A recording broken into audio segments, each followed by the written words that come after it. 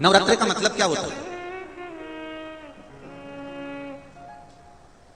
केवल 9 दिन तक देवी की आराधना कर लो, नंगे पैर ले लो, थोड़ा सा साबूदाना का फरियाल कर लो, मोरधन, चिप्स, पापड़ ये खा लो, या किसी देवी जी के मंदिर में जाकर नंगे पैर झंडा उठा के, ध्वजा उठा के, चुंदड़ी पकड़ के माता जी के मंदिर तक चले जाओ। क्या केवल नवरात्रि का मतलब यही है?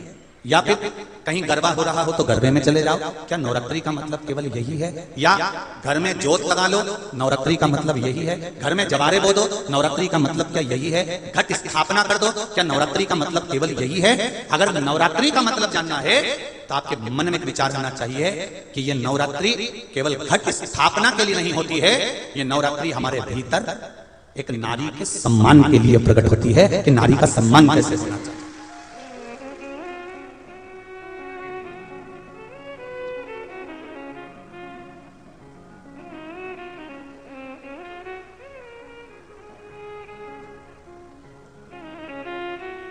एक नारी का आदर क्या होता है?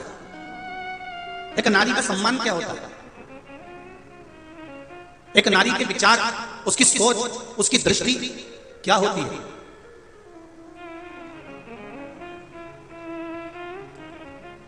पिता और माता युग के निर्माता हैं ये चार, उसमें माता, पिता, गुरु और राजा। जो क्षेत्र का राजा होता है, नगर का राजा होता है, वो भी युग का निर्माता होता है कि वो अपने राज्य को धारण कर कर किस तरह से व्यवहार कर रहा है। माता अपने बच्चे को क्या सिखा रही है? क्या सिखा रही? आप में से कितनी माताएं हैं जिनके बच्चे रोज प्रणाम करते हैं, चरण छूते हैं? जरा हाथ उठाओ तो। देखा देखी में मत उठा देना जी जी, क्योंकि देखा देखी में तो काम बिगड़ जाता है। रख लो रख लो, देखा देखी में काम बिगड़ जाता है। कक्षा 8वीं का पेपर था, बच्चे एक के पीछे बैठे थे, लिखने के लिए प्रश्न आ गया कि दिल्ली की सबसे बड़ी मीनार का नाम लिखो। आगे वाले ने लिख दिया दिल्ली में कुतुब मीनार है। उसके पीछे जो बैठा था उसने आगे वाले की कॉपी में से नकल कर कर लिख दिया दिल्ली में कुतिया बीमार है।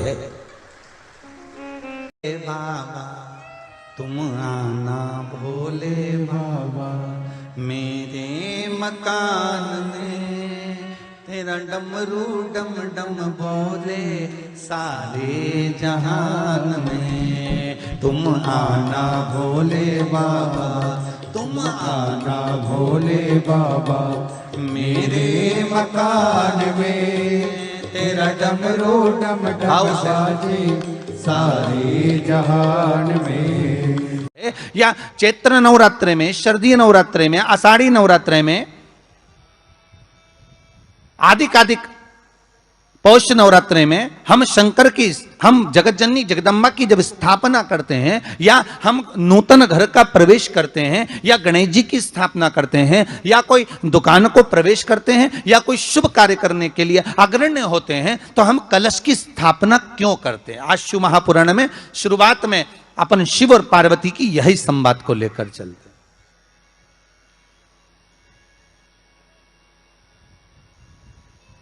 आखिर कलश में ऐसा क्या है? कलश के अंदर आखिर ऐसा क्या विराजमान है कि 33 कोटि देवता उस कलश के अंदर आकर बैठ जाते हैं? महाराज,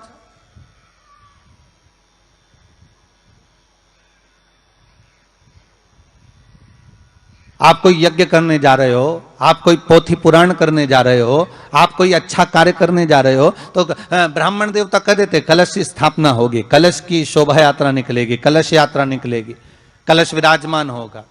और आज हर की पौड़ी पर, प्रयागराज में या उज्जैनी में, नासिक में जो बड़े बड़े कुंभ के मेले होते, कुंभ का मतलब भी तो कलश से होता, उसकी महत्वता क्यों है?